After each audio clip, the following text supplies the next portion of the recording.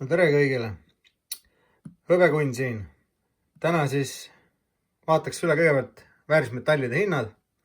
1 unts kulda hetkeseisuga 4150 eurot ja 1 unts hõbedat hetkeseisuga 64 eurot.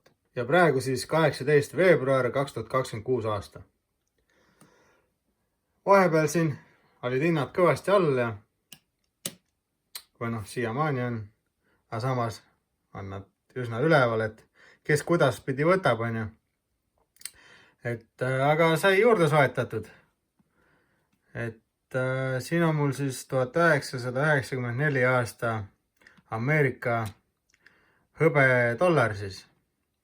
Silver Eagle kutsutakse, hõbekotkas.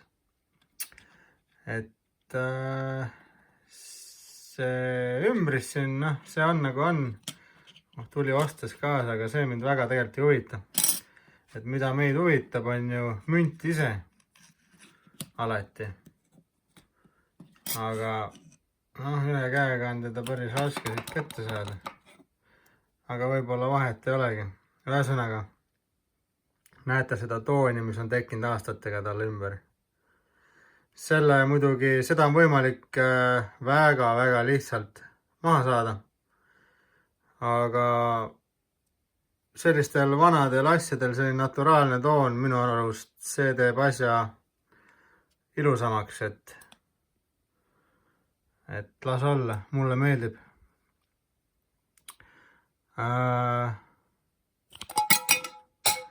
Vot nii. 1994 aasta dollar siis. Ja keda huvitab siis jah, 70 euroga sai ostetud, et vedas. Okei, maailmaturu hind on 64, aga 6 eurot preemiumit maksta tänapäevasel ajal, kus pole võib-olla saadagi eriti nagu hõbe asju, selliseid investeerimisasju, siis minu arust igati hea diil. Lisaks mõtlesin, et näitaks teile hõbedat, mille suurus on väiksem kui gramm. Kui grammidest väiksemaks minna, siis välismaal kutsutakse neid grainsideks. Ja siin on siis mul 5 grainsi puhast hõbedat. Ma ei tea, kas te näete, aga seal on silver 999 fine. Ehk siis 99,9% puhas hõbe. Ja 5 grainsi. Grammidest väiksemaks minna, siis on sellised asjad. Päris äge minu arust. Mis veel?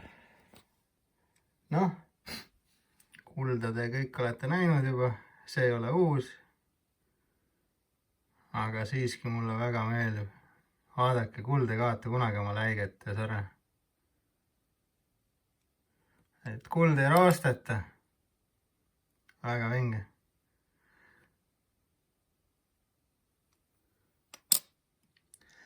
Siis vahepeal sai ostetud siin selline asi.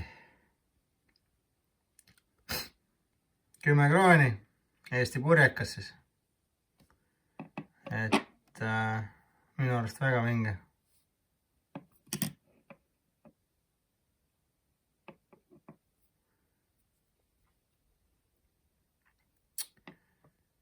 Vot nii. Ja siin on mul isegi üks selline purjekas. Mingis osas ma peaks teile rääkima, mis vahe siis reaalselt on slääbides või eesti keeles siis ümbristes või pakendites müntidel ja mis need numbrid siin tähendavad ja värgid, peaks teile ka kunagi video tegema, aga räägime siis, mis maailmas toimunud on võib-olla. Nimelt siis Aasia turud on kinni, Hiinas, Shanghais siis, üldse Hiinas siis tähistatakse uut aastat. Ja see aasta, nagu ehk keegi, kes mu videosi on jälginud, siis see aasta on tulihobuse aasta. Seal siis tähistatakse Hiina uut aastat ja selle tõttu on turud kinni sealpool maailma. ja meil siin Ameerika ja Euroopa turud on lahti ja hind on siis hetkeseisuga, nagu ma ütlesin, hõbedal on 64 eurot. Aga 24 veebruar siis avatakse seal uuesti turud ja me keegi ei tea, mis hakkab juhtuma. Et tegelikult jah, et see hind võib minna kõvasti ülesse, aga samas võib ka kukkuda. Mitte keegi me ei tea seda. Ja sellised lood ongi, et ärge uskuge inimesi, kes nüüd ütlevad, et teie väärismetallid kukuvad siin 20 eurot nüüd, kui turud lahti tehakse ja kuradi või tõuseb seal mingi 50 eurot, et teeb, mis ta teeb, vahet ei ole, teil on teie metallid olemas ja see on alati parem kui mingi internetipiksel või väärtusetu paberraha, mida prinditakse lõpmatutes kogustes juurde ja mis kaotab oma väärtust tänu inflatsioonile. Aga nii kaua, kui teil teie metallid on, nii kaua olete teie võitja. Et vahet ei ole, mis hind seal teeb. Käige tõusude ja langustega lihtsalt kaasa. Aga siiski, räägime natuke, mis siis maailmas toimunud on. Maailma asjadest rääkides siis, nagu teate, siis Ameerika röövis vahepeal Venezuela presidendi ära, ja et seal asju korda saada, siis ei lasknud sealt Venezuelast naftatankureid nagu välja, kes viiks naftat siis mujale. Et igastahes kõik on USA kontrolli all seal ja seal kõrval, Venezuela kõrval on tegelikult selline riik nagu Kuuba. Ja Kuuba on väga kommunistlik riik ja Ameerika samuti siis oma sõjalaevastiku pani ümber Kuuba, et ei lähe sinna ükski naftatanker sisse, kuna Kuuba on saar, siis et riiki üleval pidada on ju vaja naftat kõige jaoks, küte ja sõidukid ja üldse kõik asjad, et sõjavägi ja USA siis ei lase naftat sisse sinna. Et kuidas see drill muidu käis, oli see, et kuna Venezuelas olid maailma suurimad naftavarud ja siis president seal ei müünud seda, vaid oma mingi sõpradele ainult seal saatis seda natuke, aga tal oli maailma kõige suurem kogu seda naftat juba. Siis USA-le see ei sobinud, et kõik müüvad ja tema siis mingi kogub omale. Ja siis muudetigi seal see režiim ära. Aga kuidas see värk muidu toimis, oli see, et Kuuba sõjavägi siis samuti oli seal nende Venezuela narkokartellidega seotud ja kaitses seda Venezuela teemat seal ja Kuubal oli siis suur sõjavägi ja poolehoid selle Venezuela poolega, kuid asjad käisid niimoodi, et Venezuela siis pumpas välja toornaftat. See toornafta saadeti laevadega Iraani. Iraan võttis väikse osa sealt naftat omale, refineeris selle ära, siis saadeti laevad tagasi Venezuela poole juba refineeritud naftaga ja Venezuela natukene saatis siis Kuubale, et Kuuba toime tuleks. Aga kuna nüüd on see täielikult kõik ära lõigatud, siis Kuubale ei tule enam mitte kuskilt vajalikku naftat sisse, bensiini, naftat, mida iganes. Ja siis inimesed on põhimõtteliselt lõksus. Ja Venemaa siis andis eriolukorra välja, et kõik venelased, kes tahavad, et siis praegu on õige aeg, et lahkuge riigist. Et ei tea, mis seal pool toimuma hakkab, kas USA plaanib ka seal korra majja lüüa, presidenti vahetada või kes teab, mis kuradi asju toime panna. Et eks seda aeg näitab. Kes ei tea, siis igasugused sellised võimuvahetused, sõjad ja inflatsioonid ja sellised asjad tõstavad alati väärismetallide hindu. Ja lisaks Kuubale siis kõige olulisem hetk praegu meil maailmas Ameerika ja Iraan. Et USA ei luba ju Iraanil tuumaenergiat kasutada ja samuti soovis, et nad loobuksid oma ballistilistest rakettidest ja värkidest, et aga ühesõnaga Iraan saatis nad pikalt ja nüüd on sellised seisud seal, et päris äravaks kisub. Iraan on hakanud oma sõjaväge militariseerima, et kõik sadamad on inimesi juba täis, kesklinnades on mootorrattakängid sõjaväel siis automaatidega. droonid, ballistilised raketid, kõik on valmis pandud. Mere peal käivad kiirpaatidega need õppused, siis ähvardatakse miine panna ühe väikse veeala peale, kust käivad paadid läbi ja maailma viivad nagu naftat. Et siis ju jääks kogu see naftavärk seisma ja maailmas hinnad kindlasti tõusevad väga-väga palju. Aga kui nüüd sõjaks läheb, siis ühesõnaga, ruttasin juba ette, et Ameerika on veel väga-väga palju laevastikke saatnud sinna Iraani poole ja samuti väga-väga palju hävitajad on veel juurde saatnud.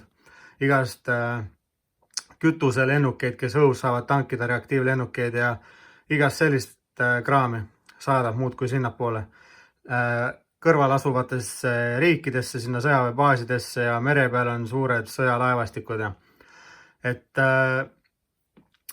me ei tea, mis nüüd saab, aga väidetavalt siin juba räägivad, et kuskil 4 päeva nad nüüd vaatavad, panevad asjad paika, teevad eeltööd ja võimalik, et meil läheb nüüd seal suureks sõjaks. Et samuti Afganistan juba ütles, et ja me võime Iraan teid aidata, et pole kahtlustki, et kui vajate abi, siis andke teada, et no nagu teate, seal on kõik terroristid ja kuradi värki-särki, no mitte kõik, aga väga suur osa. Ja mis veel? Et võib-olla läheb siis suureks sõjaks seal. Kui seal sõjaks läheb, siis see on küll üks, ma arvan, suurimaid pauke, mis võib anda väärismetallidele sellise korraliku plahvatuse, et nad paneksid jälle ülespoole ajama. Et see ei ole mingi tavaline sõda, et Iraan on seal, kuidas öelda, seal, ma ei tea, rätipeade maailmas üks top 1, keda kõik kardavad ja ühesõnaga selline riik. Ja samas Ameerika on nii kaugel sellest regioonist. Aga nii palju nagu, kuidas öelda, et nende sõjavarustus on nii palju parem kui nendel rätipeadel. Ja tehnika ja väljaõppe ja kõik on nii palju parem, et tegelikult ma arvan, et USA teeks nagunii 1-0 ära sellele. Lisaks on Iisrael veel abiks ja no nii on. Aga mina arvan et kui nüüd läheb sõjaks, nagu räägitakse, et väidetavalt läbirääkimised kukkusid jälle läbi, ma ei tea, 2-3 korda, et Iraan oli nagu nõus loobuma ajutiselt sellest tuumaenergia värgist, aga ta ütles, et miks me peaksime oma ballistilistest rakettidest ja kõigest muust loobuma, kui me oleme eraldi riik ja meil on ka kaitset vaja teiste eest või mida iganes, et kuidas tulete teie ütlema, et me ei või rakette mingi omada. Ja siis läbirääkimised kukkusid jälle läbi ja kuna seal Iraanis on nagunii nii suured meeleavaldused, vaata lasti mingi 30-40 000 inimest maha, kes läksid meeleavaldama, siis ühesõnaga USA-le ja kogu maailmal see värk ei meeldinud ja nüüd eile, kui inimesed juba said nii palju lootust juurde, Iraani inimesed, kes selle režiimi vastu seal on, siis mindi jälle tänavatele protestima ja nüüd oodatakse, et mida see Trump siis teeb. Et kas annab käsu rünnata või mis saab, et lähipäevadel me seda näeme. Ja kui see juhtub, sõbrad, ma ei tea, mina olen enam kui kindel, et väärismetallid plahvatavad nii jõhkralt, et ise ka ei usuna. Et Venemaa-Ukraina sõda on käimas ja sellele ei näe nii pea lõppu. Ja nii on. Lisaks sellele siis Ameerikast veel uudiseid, et president Trump on öelnud, et tema siis tahab, et dollar nõrgeneks. Ja kui dollar nõrgeneb, see tähendab seda, et väärismetallid tõusevad. Ja seda on nad alati teinud. Põhjuseid oli palju, aga üks põhjustest oli ka see, et kui dollar nõrgeneb, siis teistel riikidel on soodsam siis riigi võlakirju või bonde või asju osta, et see pidi Ameerikale kasuks tulema. Ja Trump ütles, et Ameerika paneb tema esimeseks ja tahab, et Ameerikast saaks jälle üks võimsamaid, rikkamaid riike maailmas. Et ta on päris palju selle nimel vaeva näinud ja võimalik, et see juhtub ka, sest jah, tema on mees, kes julgeb tegusid, nagu näete. Muidugi kindlad me ei saa olla selles, et väärismetallid tõusevad, aga hetkeseisuga selline info on olemas. Lisaks siis maikuus pidi tulema uus inimene sinna, see Kevin Warsh, et siis eks siis ole näha täpselt, mis saama hakkab. Kui nad teevad selle teoks, et tahavad nõrgestada dollarit, siis väärismetallid hakkavad räigelt tõusma. Lisaks on mingi rate cut'id seal välja mõeldud neil, mis neil veel plaanis olid ja igast asja, et seda infot tuleb nii palju iga päev peale, et kõike ei jõuagi meelde jätta. Aga meie top 1 värk on praegu ikkagi, et kui USA ja Iraan sõtta lähevad, siis praegu vist võib veel viimane selline hetk olla, kus varuda omale veel mingit soodsat hõbedat.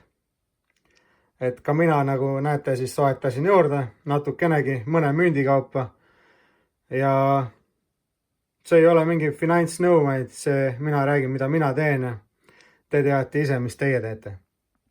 Ja samuti kunagi ei tasu kuulda võtta, mida mina teen, sest kui nad ei lähe sõtta, siis võib juhtuda nii, et metallid hoopis langevad.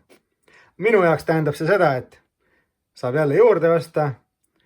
Teie jaoks võib-olla, kes seal 120 euroga oma elu esimesed mündid ostsid. Noh, teil on kehvad seisud nii kaua, kuni te müüte. Kui te tee sellest välja ja jätate nad seisma, siis te ei kaota mitte midagi.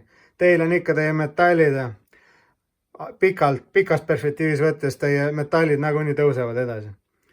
Et ärge laske oma kõikidel sotsiaalmeedia ja inimestel ja kõigile ennast üldse hirmutada ja las teie metallid lihtsalt olla ja ühel päeval te naudite neid tulemusi, kui te maha ei müü. Aga nagu ikka, pange like ja subscribe ja kommenteerige ja näeme juba järgmises videos. Siin oli Hõbekunn. Tšau!